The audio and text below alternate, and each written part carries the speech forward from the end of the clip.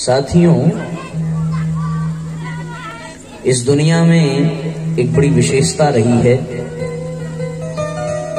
और वो विशेषता है परिवर्तन की। थोड़ी सी चर्चा हम लोगों ने कल की थी, इसलिए बहुत इस विषय की गहराई में नहीं जाएंगे, पर उससे जोड़ने का प्रयास अवश्य करेंगे। जब जब परिवर्तन होता है तब तक यहां सब कुछ ठीक रहता है, पर परिवर्तन रुक जाए तो फिर वो चीजें बिगड़ने लगती हैं। नदी है, नदी की धारा बहती रहती है तो उसका जल बदलता रहता है, और बहती हुई नदी का जल कभी भी खराब नहीं होता, क्योंकि वो बह रहा है। हर सेकंड उसमें परिवर्तन हो रहा है। वायु है, वायु यदि एक जगह ठहर जाए, आप किसी कमरे को कई महीनों तक बंद कर दें तो उसमें एक अजीब सी दुर्गंध आने लगती है, और जब उसमें हवा पास होने लगे, हवा बदलती रहे, तो सब कुछ अच्छा लगता है। जो नहीं बदलता है उसको यदि शब्द की दृष्टि से कहा जाए तो न बदलने वाली चीजों को हम परंपरा कह सकते हैं। यदि कोई परंपरा कहीं बन जाए तो वो परंपरा जल्दी बदलती नहीं है। एक बार ये परंपरा बन जाए कि लड़की वाले को लड़के वालों को दहेज देना पड़ेगा, ये परंपरा बन जाए और इसमें लड़के वालों का लाभ अधिक है, चूंकि पुरुष प्रधान समाज है, इसलिए ये परंपरा चल पड़ी। कईयों ने इस परंपरा को बदलने की कोशिश की, पर परंपरा कहीं कहीं बदली, कहीं कहीं नहीं बदली। पर आज भी इसका आधिक्य है कि दहेज की परंपरा चल रही है। इस दुनिया में ऐसी बहुत सी परंपराएं हैं जो अच्छी भी हैं और बुरी भी हैं।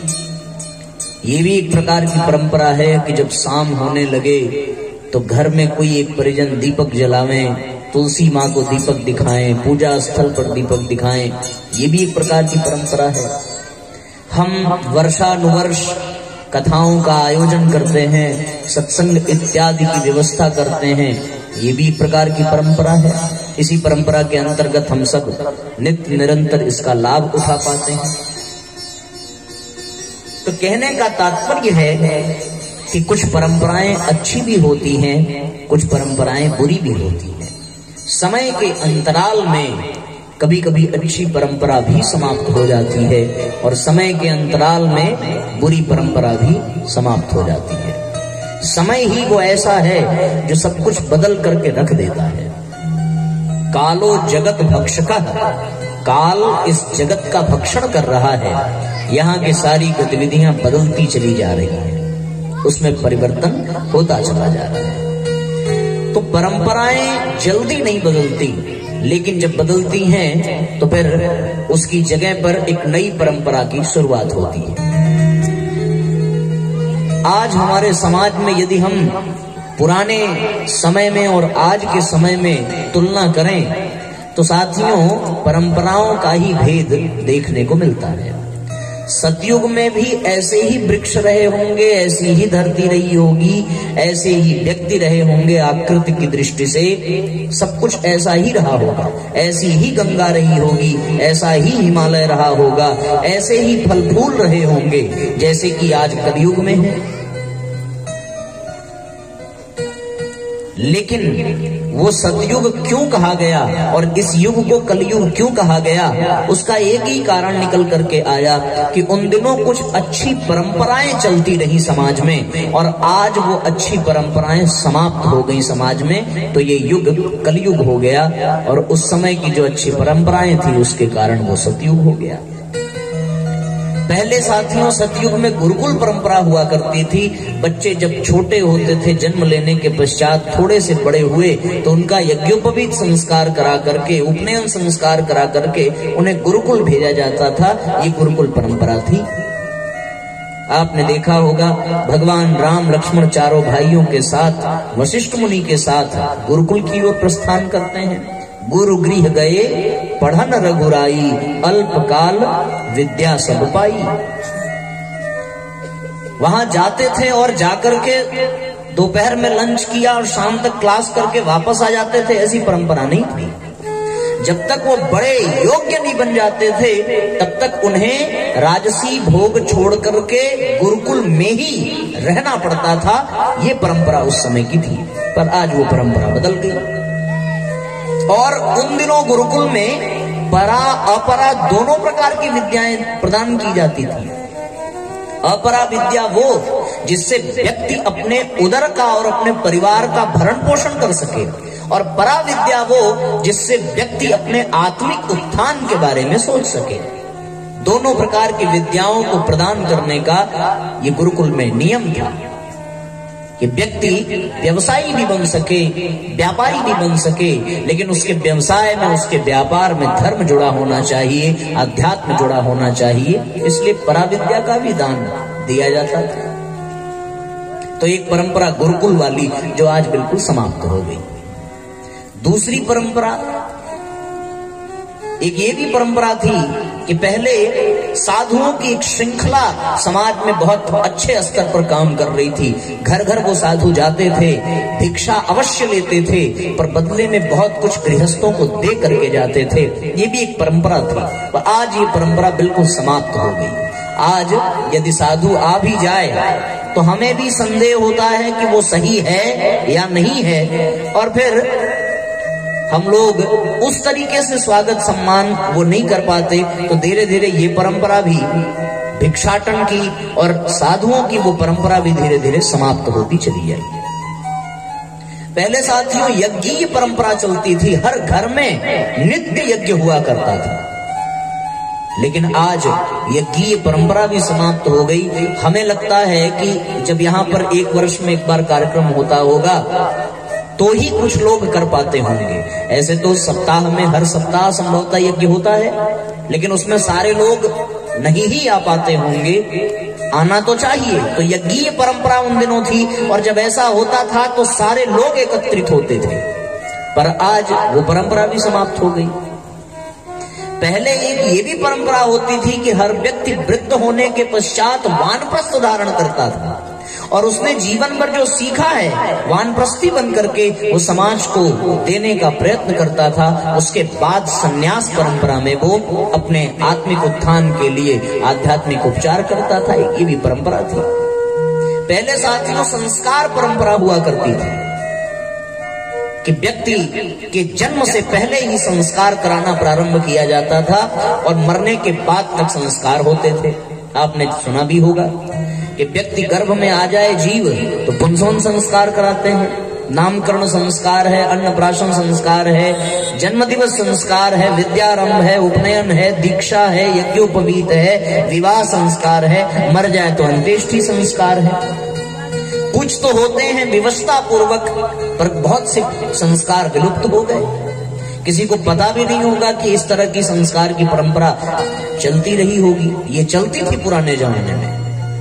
एक परंपरा बहुत पहले तो नहीं, लेकिन कुछ ही दिनों पहले हम लोगों ने भी देखी होगी कि हर घर में लगभग रामायण और भागवत महापुराण की पुस्तकें मिल जाती थी, और दादा दादी नाना नानी उन्हीं रामायण और महाभारतों में से कहानियां निकाल करके अपने बच्चों को अपनी खाट पर बिठा करके, अपने कंबल में लपेट करके, अपनी गोदी में सुला करके सुनाया करते थे। तो बच्चे भी संस्कारी निकल जाते थे।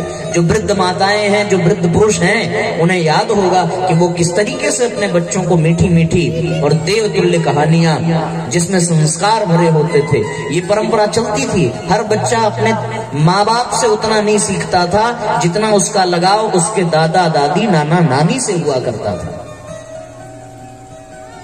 दादा दादी का यदि संरक्षण प्राप्त हो जाए तो वो छोटा सा बच्चा स्वयं को अपने माँ बाप के सामने भी शेर समझने लगता था कि अब तो ये क्या करेंगे जब इन्होंने ही मान लिया। तो एक ये भी परंपरा खत्म सी हो गई। अब ऐसी परंपरा नहीं रह गई कि दादा दादी नाना नानी कहानियां सुनाते हो, सब समाप्त हो गया। ऐसी कितनी परंपराएं हैं, मैं आपको गिनाऊं, एक नहीं, दो नहीं, अनेकानेक परंपराएं समाप्त हो गई। पहले आयुर्वेद की परंपरा रहती थी, योग व्यायाम की परंपरा रहती थी। आज भी योग व्यायाम की परंपरा है, पर आज का योग योगा बन गया और व्यायाम जिम बन गया। परंपरा है, विचित्र है। पहले निःशुल्क योग और व्यायाम कराया जाता था, अब तो जिम में वो ट्रेनर आ गए हैं, शुल्क लेते हैं। साथियों, एक बहुत अच्छी परंपरा थी उन दिनों सतयुग में कि अध्यापक और वैद्य ये निःशुल्क कार्य करते थे। समाज से जो स्वेच्छा पूर्वक इनको मिलता था उसी में ये भरण पोषण करते थे। पर आज परंपरा बदल गई। आज वैद्य और अध्यापक दोनों शुल्क तय करके काम करते रहे और इसी वजह से साथियों अनपढ़ों की, कुसंस्कारियों की और रोगियों की संख्या बढ़ती चली गई। मैं इन परंपराओं की ओर आपका ध्यान आकृष्ट कर रहा हूं क्योंकि इन्हीं परंपराओं में एक पुराण परंपरा भी विद्यमान थी। घर घर में पुराणों की कथाएं होती थी, एक परंपरा थी। और उन पुराणों की कथाओं में कहीं अखंड रामायण का पाठ हुआ करता था, तो कहीं सत्यनारायण भगवान की कथा हुआ करती थी, कहीं भागवत महापुराण के सुंदर आयोजन हुआ करते थे। पुराण परंपरा बहुत पहले चलती थी। सूत, शौनक आदि ऋषियों के द्वारा पुराण परंपरा का क्रम चलाया जाता था और उसमें बैठ करके प्रतिदिन पुराणों के माध्यम से सत्संग की चर्चा की जाती थी। एक नारद परंपरा भी हुआ करती थी जिसमें वीणा आदि वाद्य यंत्रों के साथ सुमधुर भजन की रैलियां निकाली जाती थी, जागरण रैली निकाली जाती थी। इस तरह की भी एक परंपरा थी। पर आज वो भी परंपरा धीरे धीरे समाप्त होती गई। बॉलीवुड के गाने, हॉलीवुड के गाने और तमाम भोजपुरी गाने सब दुनिया में आने लगे और वो भजन कीर्तन वाली परंपरा भी धीरे धीरे समाप्त हो गई। इसी क्रम में साथियों पुराण परंपरा भी समाप्त हो गई। पुराण का अर्थ है जो पुरातन होते हुए भी नूतन हो, उसको पुराण कहते हैं। और जिसमें लिखी हुई बातें न कभी पुरातन हो न कभी नूतन हो, वो सदैव सनातन बनी रहे, उसको पुराण कहते हैं। अर्थात पुराण का अर्थ ये हो गया कि उसमें लिखी गई बातें प्राचीन समय में जितनी सारगर्भित थी उससे कहीं अधिक सारगर्भित आज के समय में है, उसको पुराण कहते हैं। और आप सबको अच्छे से पता होगा कि महर्षि वेदव्यास जी ने 18 से 18 पुराण लिखे और उन 18 पुराणों को लोग सरलता से समझ सकें इसलिए 18 उपपुराण लिखा। क्यों लिखा? क्योंकि लोगों के बीच में पुराण परंपरा बहुत अच्छे से चलती रही। जब जब जिन जिन देव शक्तियों के बारे में लोगों को जानकारी की आवश्यकता पड़ी, लोगों ने उन पुराणों का अध्ययन किया। गणेश भगवान के बारे में जानना हो तो गणेश पुराण पढ़ लिया। भगवान शिव की महत्ता को जानने की इच्छा हो तो शिव पुराण पढ़ा जा सकता है। विष्णु भगवान की लीलाओं को देखना हो, समझना हो तो विष्णु पुराण उठा करके पढ़ें। भविष्य की बातों को जानने का विचार विमर्श उठे तो भविष्य पुराण। जन्म और मृत्यु के बीच नरक और स्वर्ग क्या होता है ये जानने के लिए मार्कंडेय पुराण पढ़ें। ऐसे अनेकों पुराण हमारे इस ऋषि परंपरा में विद्यमान रहे, लेकिन आज एक भी पुराण कहीं पर न देखने को मिलते हैं न सुनने को मिलते हैं। तो जिस तरीके से सारी परंपराएं समाप्त सी होती चली गई, हम कितनी परंपरा गिनाएं। आयुर्वेद की परंपरा पहले हुआ करती थी, आहार कल्प की परंपरा हुआ करती थी, तीर्थाटन की परंपरा हुआ करती थी कि व्यक्ति वर्ष 2 वर्ष में तीर्थ पर जाया ही करता था और वहां से कुछ सीख करके आता था। बहुत सारी परंपराएं धीरे धीरे समय के साथ मिटती चली गई और उन मिटती परंपराओं के स्थान पर बेफजूल परंपराओं ने अपना जगह बना लिया। चीजें बदलती गई, अच्छी चीजें समाप्त होती चली गई, बुरी चीजें पनपने लगी। तो साथियों धीरे धीरे जब बुराई हावी होने लगी और अच्छी परंपराएं मिटती चली गई तो पूरी तरीके से साथियों ये समाज, ये युग कलयुग कहा जाने लगा। और सतयुग और कलयुग में कोई अंतर है क्या? कोई अंतर नहीं है। उस समय भी पृथ्वी ऐसी ही रही होगी, गोल। आज भी पृथ्वी गोल ही है। न विश्वास हो तो कभी चेक कर लेना घूम के। उन दिनों भी सूर्य चंद्रमा ऐसे ही चमकते रहे होंगे, ऐसे ही तारे चमकते रहे होंगे जैसे कि आज। उन दिनों भी मनुष्य की आकृति ऐसी ही रही होगी जैसी कि आज। प्रकृति बदल गई, और प्रकृति बदली क्यों? इन परंपराओं के कारण। पहले साथियों, पर्व त्योहार आदि के पीछे बड़े गूढ़ रहस्यों को लोग समझते थे। दीपावली पर पहले किस तरह से दीपावली मनाई जाती थी? पहले की जो दीपावली थी वो आध्यात्मिक तरीके से मनाई जाती थी। पहले की जो होली थी वो आध्यात्मिक तरीके से मनाई जाती थी। आज की होली कैसे मनाई जाती है? आज की होली इस तरीके से मनाई जाती है, मैं उसकी व्याख्या नहीं करूंगा, आप खुद ही समझदार हैं, आप देखते होंगे अपने समाज में। पहले होली पर 9 संवत्सर का शुभारंभ माना जाता था, अन्न इत्यादि से यज्ञादि होते थे, और तब जाकर के होली का वो पर्व मनाया जाता था। त्योहारों से, व्रतों से, पर्वों से प्रेरणा लोग लेते थे, लेकिन आज वो भी परंपरा, त्योहार और व्रतों की परंपरा पूरी तरीके से समाप्त हो गई। एक एक करके साथियों सब मिटता चला गया, बिखरता चला गया, टूटता चला गया, छूटता चला गया, सारी परंपराएं नष्ट होती चली गई। कांवर यात्रा की एक परंपरा, विशेषकर हमारे काशी में उसका बड़ा महत्व है। ये भी एक परंपरा थी कि लोग पंचकोश की यात्रा करते थे नंगे पांव कांवर लेकर के, पर आज वो परंपरा कैसी बन गई? हर चीज में विकृति आ गई। ये कष्ट का विषय है, ये बड़ा दर्द देता है, ये बहुत सालता है। आज कांवरियों को आप देख करके देखें तो आपके निगाहें शर्म से झुक जाएंगी। उन्होंने सनातन धर्म को, हिंदू धर्म को लज्जित कर दिया। वो फिल्मी गाने की धुन बजती है उन कांवर यात्रा में, लोग भांग गांजा चरस का सेवन करते हैं उस कांवर यात्रा में, और रास्ते में आने जाने वाली माताओं बहनों को गलत दृष्टि से देखना, ताड़ना, कमेंट करना, ये आज कांवर यात्रा में हो रहा है। आपको शायद पता नहीं होगा, उत्तराखंड में जब पिछली बार कांवर यात्रा निकली और कांवड़ियों के जाने के पश्चात 1400 टन कूड़ा निकला, जो सिर्फ कांवड़ियों के द्वारा हुआ था। ये तीर्थाटन करने जाते हैं या तीर्थ को नरक बनाने जाते हैं? तो ये कांवर यात्रा की जो परंपरा थी वो भी नरक बन गई। हर व्रत, हर त्योहार नरक बनता चला गया साथियों। क्यों? क्योंकि जो अच्छी परंपराएं थी वो समाप्त होती चली गई, गलत परंपराएं पनपती चली गई। एक समय हुआ करता था, आपने भी सुना होगा, आज के बच्चों में तो नहीं देखने को मिलेगा, पर जो बुजुर्ग हैं वो जानते होंगे कि उनके यहाँ भी एक परंपरा हुआ करती थी कि जब वो सुबह सो करके उठते थे तो अपने माँ बाप को प्रथम प्रणाम किया करते थे। घर घर में ये परंपरा होती थी, सिखाया जाता था। प्रातः काल उठ के रघुनाथा, मात पिता गुरु नावहि माथा, ये भी एक परंपरा थी। मैं अगर सिर्फ परंपरा ही गिनाऊं तो आज का दिन इसी में बीत जाएगा, तब भी वो पूरा नहीं होगा। लेकिन ये सब कुछ बिगड़ता चला गया। ये बात इसलिए कह रहा हूं क्योंकि इसी में से एक परंपरा को आज हम लोग आगे बढ़ा रहे हैं। और वो परंपरा कौन सी है साथियों? वो परंपरा है पुराण परंपरा।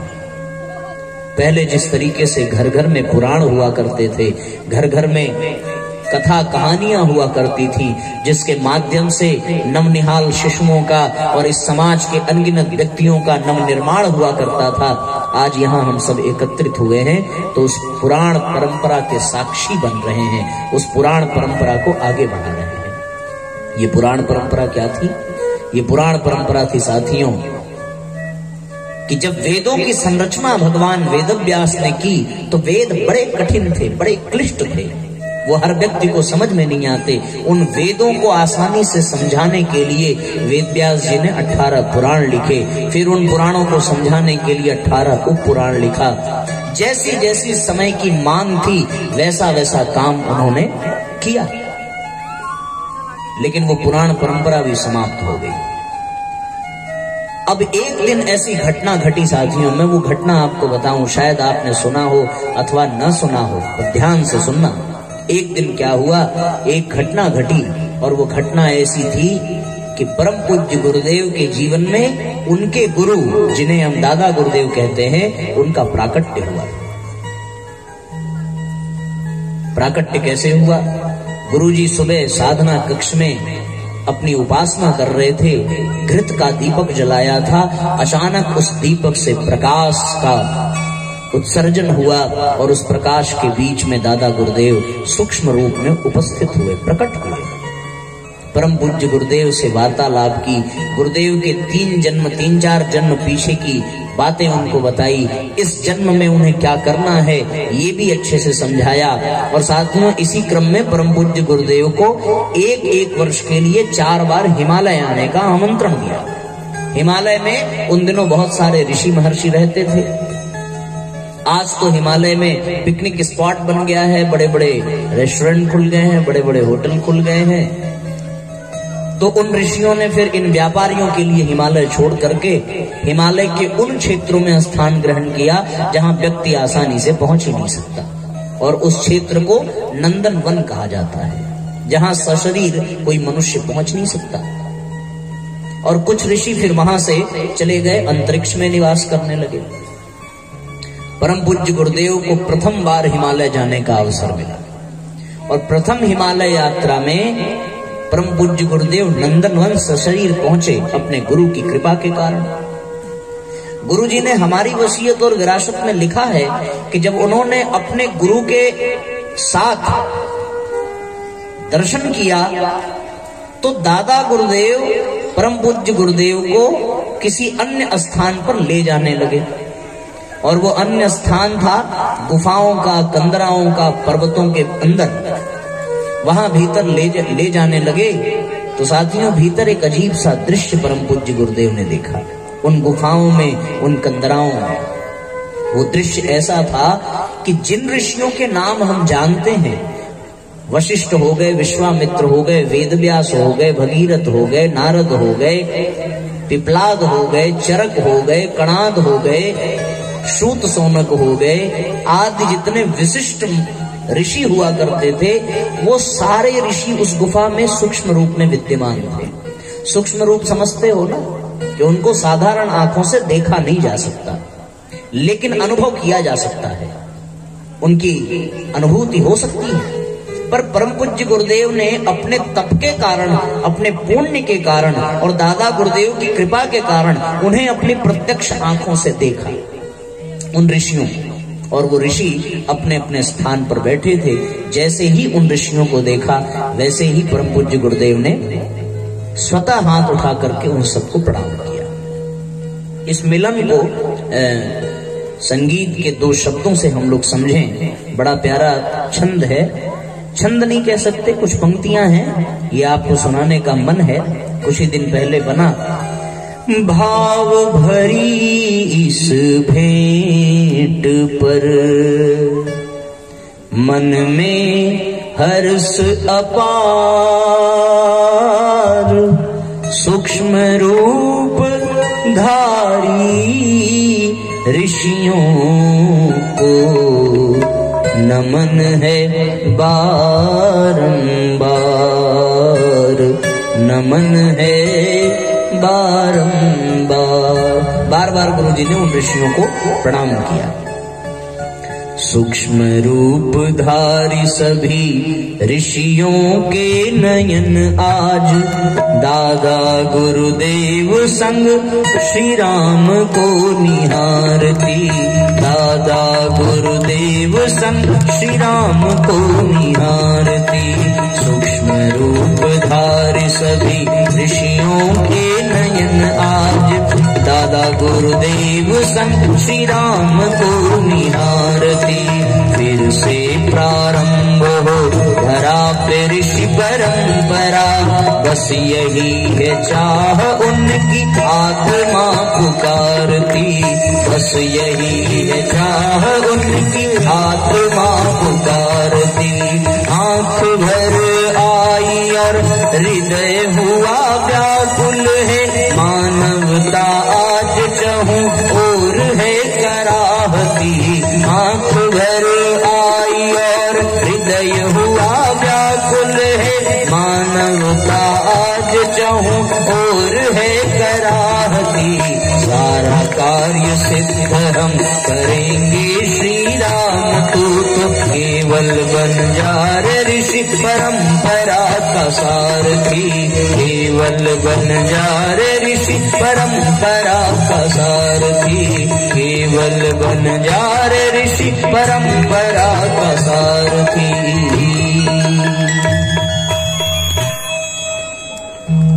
वहां पर जब परम पूज्य गुरुदेव ने उन समस्त ऋषियों को प्रणाम किया तो सारे ऋषियों ने परम पूज्य गुरुदेव को आशीर्वाद दिया, लेकिन सारे ऋषियों के चेहरे पर एक अजीब सा कष्ट था, एक अजीब सा दर्द था। सब के सब दुखी थे। इसलिए दुखी थे कि उन्होंने समाज के कल्याण के लिए जो परंपराएं शुरू की थी वो आज सब विलुप्त हो गई, समाप्त हो गई। ये बात उन दिनों की है जब परम पूज्य गुरुदेव प्रथम हिमालय यात्रा पर गए थे, और वो समय संभवतः 1931 या 32 का था।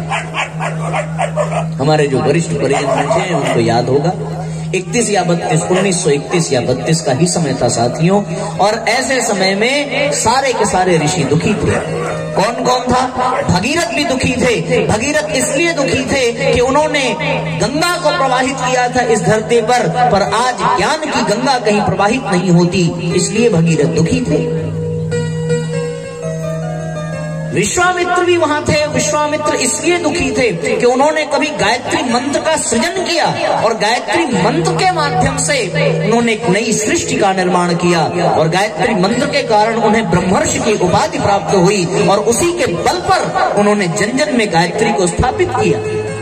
लेकिन आज गायत्री को लोगों ने कीलित, कलंकित, पता नहीं क्या क्या बता दिया कि महिलाओं को गायत्री नहीं जपना चाहिए, सिर्फ ब्राह्मण ही जपेगा, अन्य नहीं जपेंगे। तमाम विकृतियां आ गई। गायत्री मंत्र जैसे मानो उस पर कोई रोक लग गई हो, ऐसी स्थिति बन गई। तो विश्वामित्र भी बहुत दुखी। वशिष्ठ इसलिए दुखी कि वशिष्ठ जब थे तो राजतंत्र में धर्मतंत्र की क्या भूमिका है उन्होंने उसको करके दिखाया था, लेकिन आज राजनीति में धर्म नहीं है, धर्म में राजनीति होने लगी। ये साथियों वशिष्ठ परंपरा भी समाप्त हो गई। एक समय हुआ करता था जब नारद जी अपने सितार, गिटार, वीणा आदि के माध्यम से जन जन में संवेदना का संचार करते थे, भजन के माध्यम से, संगीत के माध्यम से, नारायण नाम संकीर्तन के माध्यम से, वो भी परंपरा समाप्त हो गई। सारे ऋषि दुखी थे। मैं कितनों की बात बताऊं, मैं कह रहा हूं बहुत लोग थे। पिपलाद ऋषि जिन्होंने आहार कल्प की व्यवस्था की थी कि आहार कल्प के माध्यम से, चंद्रायण के माध्यम से हम अपने प्रारब्ध कैसे काट सकते हैं, इसकी शुरुआत महर्षि पिपलाद ने की थी। हम लोग जो अंकुरित अन्न खाते हैं उसको किसने उसका शोधन किया था? उसको महर्षि पिपलाद ने निकाला था। लेकिन आज अंकुरित अन्न की जगह बर्गर, पिज्जा, मैगी चलने लगा। ये परंपरा भी खत्म हो गई। तो ये दुख की बात होगी कि नहीं होगी? अच्छा, मैगी, पिज्जा, बर्गर खाने से ऋषियों को कोई परहेज नहीं है, बशर्ते इसको खाने से लाभ तो मिले। अगर लाभ मिलता तो उन्हें और क्या चाहिए कि समाज के लोग उससे लाभान्वित हों, तो बहुत अच्छी बात है। पर उससे लगातार लोगों का नुकसान होता जा रहा है। लोगों के लीवर में स्वेलिंग आती जा रही है, लोगों के कोलेस्ट्रॉल बढ़ते चले जा रहे हैं, लोग पेशेंट बनते चले जा रहे हैं। ऐसी स्थिति में उनको कष्ट हो रहा है कि मानवता कहां जा रही है, कहां थी और कहां जा रही है। ऐसी स्थिति में साथियों किसी को भी कष्ट होगा। जितने भी ऋषि सब दुखी। महर्षि पतंजलि को भी कष्ट हुआ कि एक समय था जब मैंने योग सूत्र के माध्यम से ये कहा था कि योगः कर्मसु कौशलम, कर्म की कुशलता ही योग है, पर आज लोग थोड़ा सा हाथ पैर फेंक लेने को योगा कहते हैं। ये भी परंपरा खत्म हो गई। 10-20 बार सांस अंदर बाहर कर लिया, उससे प्राणायाम हो गया। भारतीय परंपरा मजाक बन गई।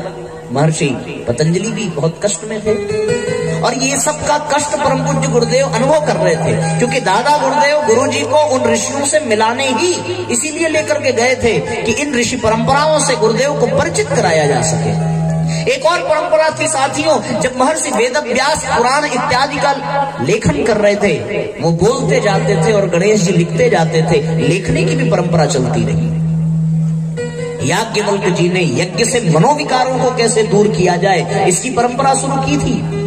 लेकिन आज यज्ञ भी घर घर बंद होने लगे, ये परंपरा भी खत्म हो गई। सारे के सारे ऋषि सब परेशान थे, सब दुखी थे, और उनको दुखी देख करके परम पूज्य गुरुदेव की आंखों में आंसू आ गया। आंसू इसलिए आया कि हाय रे समय, ये समय ऐसा आ गया कि उन ऋषियों का कोई वंशज शेष न बचा जो उन परंपराओं को आगे बढ़ा सके। क्योंकि इस तरह की परंपराओं को आगे बढ़ाने के लिए ऋषि स्तर का जीवन जीना पड़ेगा और उसमें बड़ा त्याग करना पड़ता है, बड़ी तपस्या करनी पड़ती है, बड़ा कष्ट उठाना पड़ता है। कौन ऋषि बनने को तैयार हो, इस बात का कष्ट उन ऋषियों को सालता। क्योंकि वो सूक्ष्म शरीरधारी हो गए थे, इसलिए वो अपनी परंपरा खुद से चला नहीं सकते थे। सूक्ष्म शरीरधारियों की व्यवस्था है, वो स्थूल शरीरधारियों को प्रेरणा देकर काम तो करा सकते हैं, लेकिन वो खुद कुछ नहीं कर सकते। उन्हें एक ऐसे जीव की आवश्यकता थी जो इन मर गई परंपराओं को फिर से प्रारंभ करे। और साथियों, इन मरी हुई परंपराओं को प्रारंभ करने के लिए बड़ा ऊर्जा, बड़ी उत्साह, बड़ा साहस चाहिए। परम पूज्य गुरुदेव ने उनके कष्ट सुना, पर गुरुजी ने मन ही मन सोचा कि यदि मेरा वश चलता तो मैं अपना जीवन समर्पित कर देता इन ऋषियों की ओर, और काश मैं इनकी परंपरा की शुरुआत कर पाता। तो साथियों, ऐसा उनके मन में आया, मन दुखी हुआ, प्रणाम किया और फिर वापस अपने गंतव्य की ओर प्रस्थान कर गए।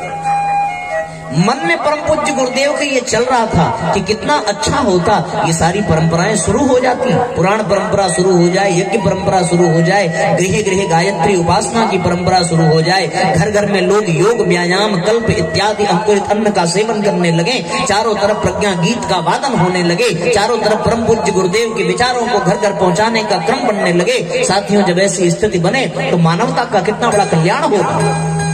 चाहते तो थे पर अकेले करते क्या।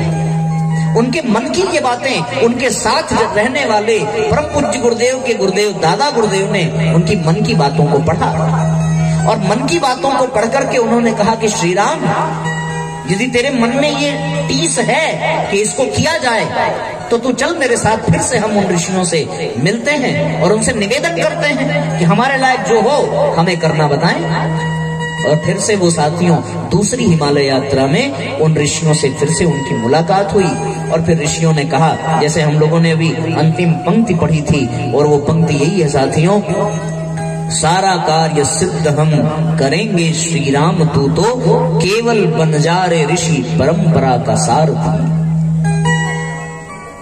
ऋषि परंपरा का सारथी बन जा, सारा काम हम करेंगे। और साथियों, परम पूज्य गुरुदेव ने जब उन ऋषियों के सामने ये निवेदन किया कि आप हमें बताइए, आपकी इन मिट गई, समाप्त हो गई, मर चुकी परंपराओं को हम फिर से उसको जीवंत करेंगे, हम फिर से उसको चालू करेंगे, हमसे जो बन पड़ेगा हम करेंगे, जरूरत पड़ी तो इसके लिए जीवन भी दांव पर लगा देंगे। तो सारे ऋषि प्रसन्न हो गए और कहने लगे, साधु साधु श्री राम, यदि तुमने शुरू किया तो काम भले तुम करो, पर हमारी सारी शक्ति तुम्हारे साथ रहेगी। परम पूज्य गुरुदेव ने संकोच जताया कि पहले तो आप सब एक एक परंपरा को एक एक व्यक्ति संभालता था, पर आज सारी परंपरा हम कैसे संभालेंगे। उन ऋषियों ने कहा कि माध्यम तुम बनोगे, काम सब हम करेंगे, और परम पूज्य गुरुदेव को माध्यम बनाया गया। साथियों, अब आज आप यदि शांति कुंज चले जाएं और शांति कुंज जाकर के देखें तो जिन जिन परंपराओं की हमने यहाँ पर चर्चा की है वो सारी परंपराएं शांति कुंज से प्रवाहित हो रही हैं, और ये दुनिया लाभ पाता है शांति कुंज की इन परंपराओं से। मैं एक एक करके बताता चलूं, समय तो बहुत लग जाएगा, पर संक्षेप में आपसे इतना ही कहूं कि आज शांति कुंज के माध्यम से घर घर गायत्री उपासना की परंपरा प्रारंभ हो गई है। आज परम पूज्य गुरुदेव के माध्यम से वेद व्यास की मिट चुकी आर्ष ग्रंथ के उद्धार की परंपरा फिर से शुरू हो गई, और शांति कुंज में आज एक वेद विभाग का भी निर्माण हुआ, और वेदों के माध्यम से, शास्त्रों के माध्यम से, पुराणों के माध्यम से, आर्ष ग्रंथों के माध्यम से साथियों एक बार फिर से वो दैवीय ग्रंथ, दैवीय विचार भगवान वेद व्यास के घर घर तक पहुंचाए जा सके, ये परंपरा भी वहां शुरू हो गई। भगवान परशुराम ने जिस प्रकार 21 बार क्षत्रियों से विहीन इस धरती को किया था, पता नहीं सारे क्षत्रियों को उन्होंने मारा हो या न मारा हो, ये कहा तो नहीं जा सकता, लेकिन इतना अवश्य कहा जा सकता है कि 21 बार उन्होंने इस दुनिया का विचार परिवर्तन किया था, और क्षत्रियों के अहंकार को झुका करके उनके भीतर उदारता, बड़प्पन आदि दैवीय भावों को उपजाया था। परम पूज्य गुरुदेव ने भी अपने कलम के माध्यम से विचार क्रांति अभियान चला करके परशुराम की उस दिव्य परंपरा का फिर से शुभारंभ किया। वशिष्ठ परंपरा में आप देखें, आज जितने भी राजनीतिक तत्व हैं, आज जितने भी राजनीतिक क्षेत्र के राजनेता हैं, वो आज भी शांति कुंज से जाकर के मार्गदर्शन प्राप्त करते हैं और समाज में धर्म पूर्वक कार्य करने का प्रयत्न करते हैं। तो ये राजनीति और धर्मतंत्र के एकजुट हो जाने की परंपरा भी शांति कुंज से प्रारंभ हो गई साथियों। आज शांति कुंज से यज्ञीय परंपरा प्रारंभ हो गई। नित्य शांति कुंज में यज्ञ हो रहा है और साथियों घर घर गायत्री यज्ञ हो रहा है। आपके गांव में भी प्रति सप्ताह यज्ञ इसीलिए हो रहा है क्योंकि परम पूज्य गुरुदेव ने याज्ञवल्क्य की सोई हुई यज्ञ की परंपरा को घर घर पहुंचाया। उपासना, साधना, उपवास, उपनिषद आदि समस्त परंपराएं, नारद की वो परंपरा प्रज्ञा गीतों के माध्यम से घर घर गूंज रही हैं। हम लोग जिस गाड़ी से आते हैं जाते हैं उस गाड़ी में भी प्रज्ञा गीत बज रहा है। ये साथियों क्या है? ये वो सभी मरी हुई परंपराएं जीवंत हो गई। इन्हीं परंपराओं में एक विशेष परंपरा थी पुराणों के कथा वाचन की परंपरा। और जब परम पूज्य गुरुदेव ने सारी परंपराओं को जीवंत किया तो फिर पुराण परंपरा को कैसे जीवंत न करते। और साथियों उसी पुराण परंपरा को जीवंत करने के लिए उन्होंने समय की मांग को समझा और समय की मांग को समझ करके उन्होंने 18 पुराण के पश्चात एक 19वें पुराण का प्रतिपादन किया और उसका नाम रखा श्रीमद् प्रज्ञा पुराण। और श्रीमद् प्रज्ञा पुराण कथा के माध्यम से वो पुराण परंपरा फिर से प्रारंभ होती चली गई। साथियों एक बार जोरदार जयकारा लगाएंगे, बोलिए श्रीमद् पावन प्रज्ञा पुराण की, बोलिए पुराण परंपरा की। अब आज साथियों हर नगर, हर शहर, हर जगह, हर डगर वो पुराण परंपरा फिर से प्रारंभ होती चली गई और घर घर में सबके पुराण होने लगे, घर घर में पुराणों की कथाएं होने लगी। ये पुराण परंपरा परम पूज्य गुरुदेव ने प्रारंभ की, इससे लोगों को लाभ मिलता चला गया। घर घर सबके हो ही पुराण, घर घर सबके हो ही पुराण, घर घर सबके होई पुराण, घर घर सबके होई पुराण। रामचरित सुंदर विधि नामा, राम एक साथ गाइए, एक साथ दोहराइए। वेद पुराण वशिष्ठ बखानी, वेद पुराण वशिष्ठ बखानी, सुनहि राम यद्यपि सब ज्ञानी, सुनहि राम यद्यपि सब ज्ञानी। वेद पुराण सुनहि मन लाई, वेद पुराण सुनहि मन लाई। आप कहि अनुजहि समझाई, आप कहि अनुजहि समझाई।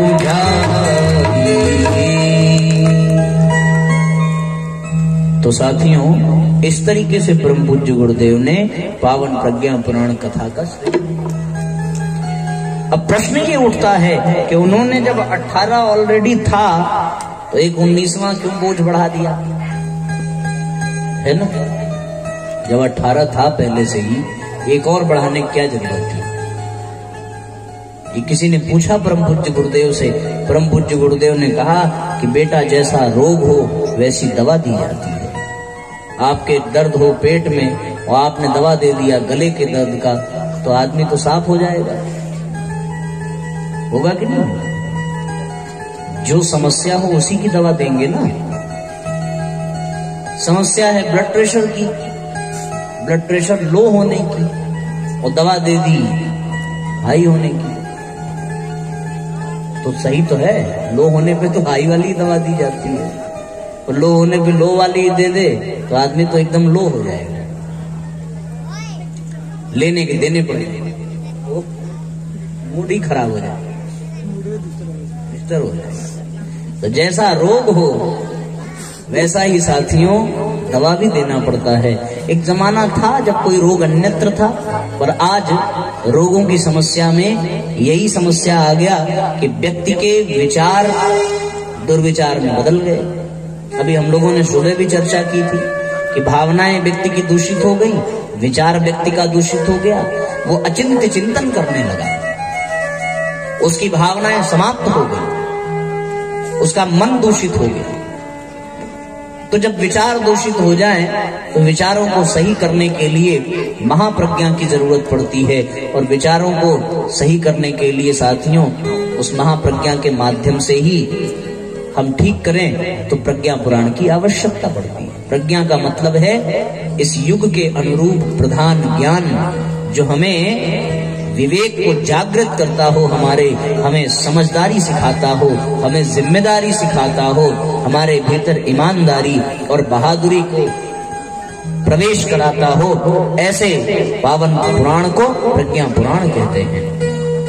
आज समस्या विचारों की है साथियों, आज बिल्कुल कोई समस्या नहीं है, सारी की सारी समस्याएं मैं अभी पिछली कथा में भी चर्चा कर रहा था, और आपके सामने भी फिर से मैं कहूं कि एक समय था जब दो देशों के बीच में समस्या थी, है ना। त्रेता युग में दो देशों के बीच में समस्या थी। वो देश कौन कौन से थे बताइए जरा, कोई बताएगा? त्रेता युग में दो देशों के बीच में लड़ाई थी, नहीं पता? अरे राम रे, हे भगवान, त्रेता युग में दो देशों के बीच में लड़ाई थी, किसी को नहीं पता? भारत, ये आप लोगों को नहीं पता है? काहे नहीं बोले तब? आप क्या सोचे कि आप लोग अगर गलत बता देंगे तो फाइन लग जाएगा? ऐसा कुछ नहीं है, जो आए गलत सही बताओ। भारत और श्रीलंका के बीच में, भारत के थे राम और श्रीलंका के थे कौन? विभीषण के बड़े भाई महापुरुष, जिनके एक नहीं 10 सिर थे। कितने थे? हमें की बात नहीं समझ में आती साथियों कि ये आदमी 10 सिर लेकर के करेगा क्या? एक तो संभाला नहीं जाता। 250 ml का वो तेल का बोतल 1 महीने में ही खत्म हो जाता, और जिसके 10 सिरों पे उसे पहली बात अगर सर दर्द हो किसी दिन तो यही नहीं पता चलेगा कि कौन सा सर दुख रहा है, यही खोजने में टाइम लग जाएगा कि इसको दवाओं की मंदोदरी तो परेशान हो जाती है। ये स्थिति गलत तो नहीं कह रहे। बाल बेचारा सुबह झाड़ता होगा शीशा के सामने, पहली बात तो शीशा में सारा सर एक साथ आता नहीं होगा, ये 1 by 1 थोड़ा खिसकता होगा, फिर कंघी लेकर के ऐसे ऐसे इधर उधर सब झाड़ता होगा। नहीं, कल्पना करके देखो ना, 10 सिर था ना, ये तो मानते हो ना, तो जब 10 था तो उसकी व्यवस्था भी तो सोचनी पड़ेगी। दरवाजा तो ऐसे ही होता है जैसे आज हम लोग का है, अब वो 10 सिर लेकर के दरवाजे में घुसता कैसे होगा? ये भी एक बहुत बड़ी समस्या है। जाएगा तो बेचारा तिरछे होकर के जाना पड़ेगा। और हम तो एक दिन रात में सोए थे और हमें तकिया की जरूरत पड़ी। उस दिन हमें पता चला कि रावण की क्या स्थिति रही होगी, कितना तकिया उसको लगाना पड़ा होगा, और उसके बगल में यदि उसके बच्चे सो गए तो बच्चे अपना सर कहाँ रखते होंगे? ये सारी समस्या है। कभी विचार करो तो आपको भी बहुत आनंद आएगा। हमें बहुत आनंद आता है सोच के, काश हम रावण से मिले होते तो हम जरा चेक करते कि मैटर क्या है। तो आज वो त्रेता युग में भैया 2 देश की लड़ाई थी। अब मैं आपको लगे हाथ बता ही दूं ये मैटर क्या है। मैटर भैया बड़ा चिंतन करने के बाद ऐसा निकला कि रावण के 10 सिर का मतलब ये था कि रावण सामान्य व्यक्ति की अपेक्षा उसके सोचने की, उसके चिंतन करने की क्षमता 10 गुना अधिक थी, इसलिए उसको 10 सिर वाला कहा गया, दशानन कहा गया। इसका मतलब वो सामान्य व्यक्ति की अपेक्षा 10 गुना अधिक विचारवान था, 10 गुना अधिक चैतन्य था, 10 गुना अधिक ज्ञानी था। उसने 4 वेदों का भाष्य किया था, वो रावण था। ये मतलब नहीं है कि वो 10-10 लेकर के टहल रहा था। ये कथाएं हैं, इनमें रहस्य भरी बातें हैं, और इन रहस्यों का उद्घाटन संतों की कृपा से होता है। इसलिए साथियों इनके भाव को समझना चाहिए। तो मैं कह ये रहा था कि त्रेता युग में 2 देश के बीच में समस्या थी, द्वापर युग में 2 परिवार के बीच में समस्या थी। देश से हम सिमट करके परिवार में आ गए। परिवार कौन कौन सा था? बताइए भाई साहब, आपकी से उम्मीद है, ये सब तो अभी कहेंगे हमें नहीं पता। पता है? पांडव और अच्छा, इस बार तो आप लोगों ने बाजी मार ली। चलो भाई, हमारी तरफ से 5 रुपया इधर जाता है, आपको बाद में दिया जाएगा। अभी एक प्रश्न और पूछेंगे, आप बता देना, हिसाब बराबर हो जाएगा। तो द्वापर युग में भैया 2 परिवारों के बीच में समस्या थी। त्रेता में 2 देशों के बीच में, द्वापर में 2 परिवारों के बीच में, और कलयुग में, कलयुग में बताओ। मतलब ये है कि इसको और मैं सरल बना दूं, और सरल मैं बना देता हूं ऐसे कि त्रेता युग में देवता और असुर अलग अलग देश में रहते थे, द्वापर युग में देवता और असुर एक ही परिवार में रहते थे, और कलयुग में देवता और असुर एक ही मस्तिष्क में रहते हैं। कहाँ रहते हैं? मस्तिष्क में। देवता और असुर यही बैठे रहते हैं। आप द्वापर युग में होते तो देवता और असुरों को अलग अलग घरों में देखते, लेकिन कलयुग में सब आपके मस्तिष्क में हैं। अच्छा बताओ, किसी ने आज तक किसी भी राक्षस को देखा है? दिल पे हाथ रख करके बताना, आपको, आप लोगों की मम्मी कसम, झूठ मत बोल। देखा है किसी ने? किसी ने किसी देवता को देखा है? नहीं देखोगे। इसलिए नहीं देखोगे क्योंकि देवता और असुर हम ही हैं। हमारे भीतर जिस समय सद्गुणों का विकास हो जाए तो हम देवता बन जाते हैं। जिस समय हमारी सद्बुद्धि कार्यरत हो हम देवता बन जाते हैं, और जिस घड़ी हमारे ऊपर दुर्बुद्धि का आश्वासन हो जाए, दुर्बुद्धि का अनुशासन हो जाए, और साथियों जितने भी हमारे दुर्गुण हैं वो हमारे भीतर संचालित होने लगे तो हम ही असुर बन जाते हैं। कल बताया था ना, क्रोध न करे व्यक्ति तो कितना सौम्य, कितना सुंदर लगता है, और क्रोध अगर करने लगे तो वही व्यक्ति जिसे आप सुंदर कह रहे थे उससे आपको घृणा हो जाएगी, नफरत हो जाएगी, क्योंकि क्रोध का दुर्गुण उसके भीतर आ गया। तो आज मनुष्य के भीतर ही देवता और असुर विद्यमान हैं, और ये कहाँ हैं? ये विचारों में हैं, और विचारों में ये समस्या जो आती है, इसके लिए फिर उस समय तो हुआ करता था ना कि गांडीव धनुष हुआ करता था, हनुमान जी की गदा हुआ करती थी, और फिर रावण का चंद्रहास हुआ करता था, न जाने कितने आग्नेयास्त्र, वरुणास्त्र, ब्रह्मास्त्र आदि औजार हुआ करते थे, तरह तरह की मिसाइलें और तरह तरह के वायुयान हुआ करते थे। क्यों हुआ करते थे? क्योंकि सब अलग अलग थे। मारते तो सिर्फ जिसको मारते वही साफ होता, पर जब दोनों मस्तिष्क में हैं और यहीं पे आग्नेयास्त्र घुसा दोगे तो इधर से निकलेगा, इधर से काम करके चला जाएगा। असुर के साथ साथ देवता भी साफ, और इन दोनों चक्कर में आदमी साफ।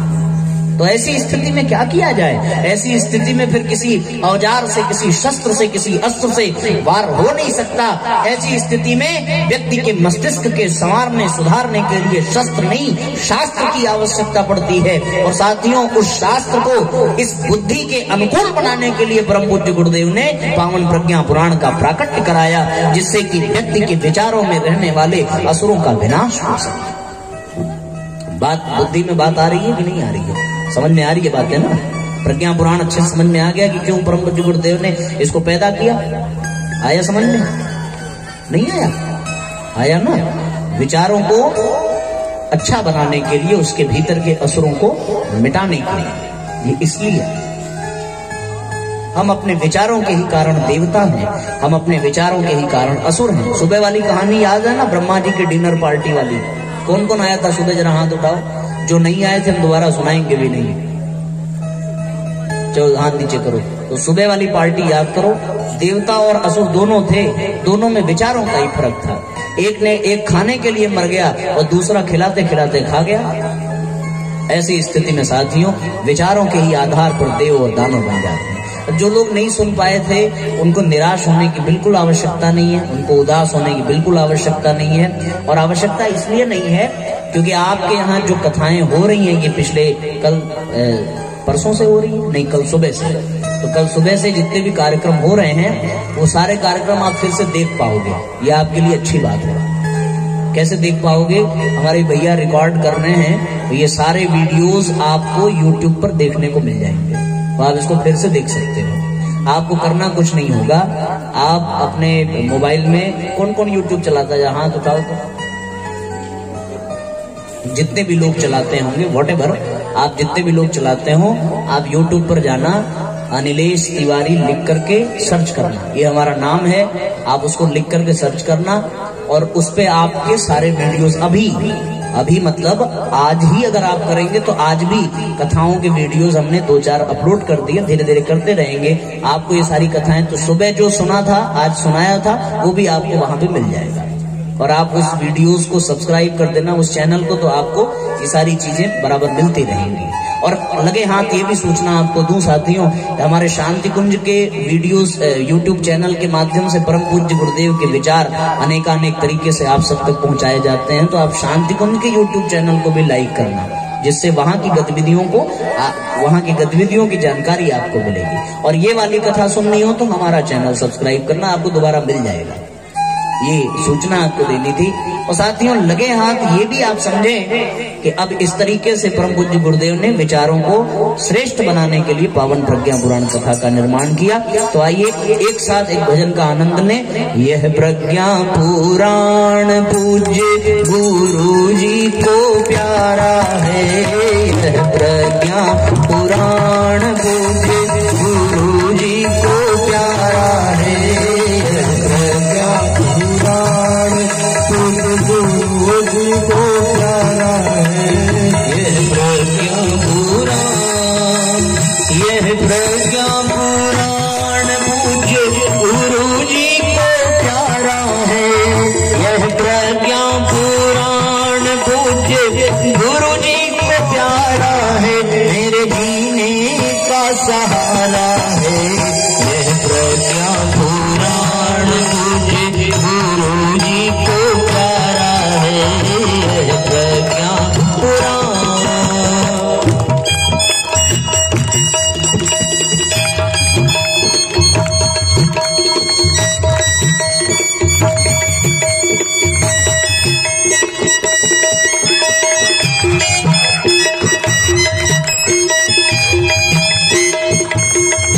एक साथ दोनों हाथों को उठा करके तालियां बजाते रहो। कल बताया था ना थाली का फायदा, एक साथ तालियां बजाते रहो।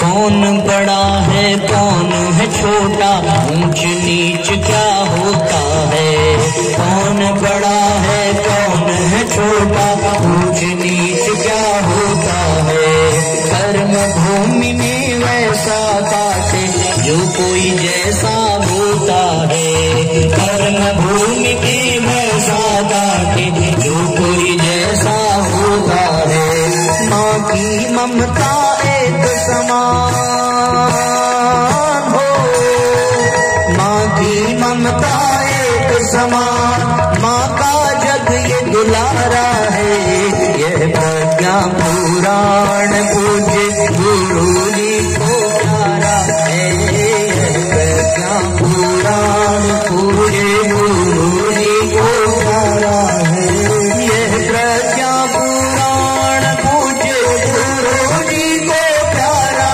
है, गुरु जी को प्यारा है, इसकी जगमग ज्योति से ये सारा जग उजियारा है, यह प्रज्ञा पुराण। आओ भरी मीठी मीठी तालियां बजाते रहे एक साथ एक स्वर में।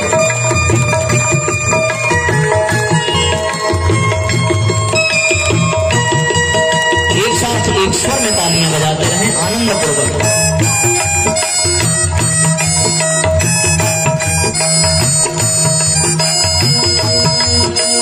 जय हो।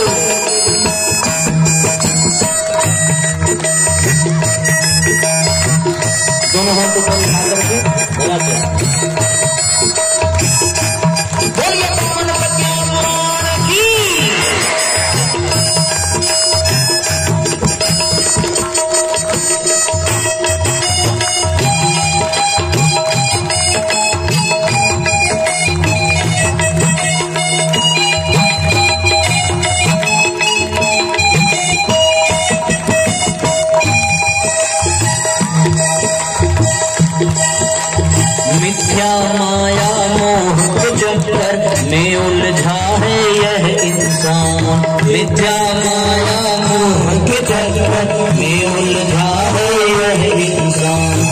सद्बुद्धि दे ममता मई माँ, सबको लाल कमल भगवान।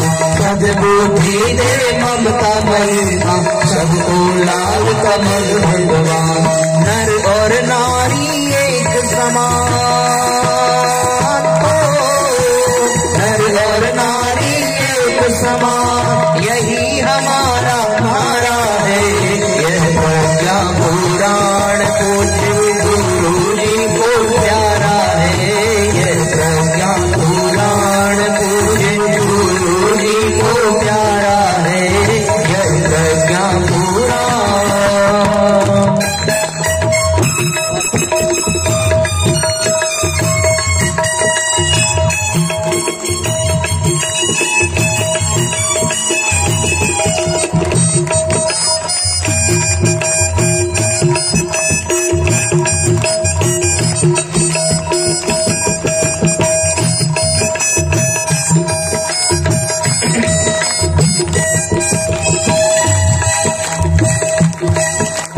इस धरती पर दुख का कारण कोई नहीं, बस है अज्ञान। इस धरती पर दुख का कारण कोई नहीं, बस है अज्ञान। ज्ञान कर्म और भक्ति के संगम में नहलावे प्रज्ञा पुराण। ज्ञान कर्म और भक्ति के संगम में नहलावे प्रज्ञा पुराण। इसके श्रवण से जन जीवन की, इसके श्रवण से जन जीवन की बदली विचारधारा है। यह प्रज्ञा पुराण पूज्य गुरु जी को प्यारा है। यह प्रज्ञा पुराण ऐसा गुरु जी को प्यारा है। यह प्रज्ञा पुराण पूज्य गुरु जी को प्यारा है। यह प्रज्ञा पुराण, यह प्रज्ञा पुराण पूज्य गुरु जी को प्यारा है। यह प्रज्ञा पुराण पूज्य गुरु जी को प्यारा है। पूज्य गुरु जी को प्यारा है। इसकी जगमग ज्योति से ये सारा जग उजियारा है। यह प्रज्ञा पुराण पूज्य गुरु जी को प्यारा है। यह प्रज्ञा पुराण पूज्य गुरु जी को प्यारा है। यह प्रज्ञा पुराण।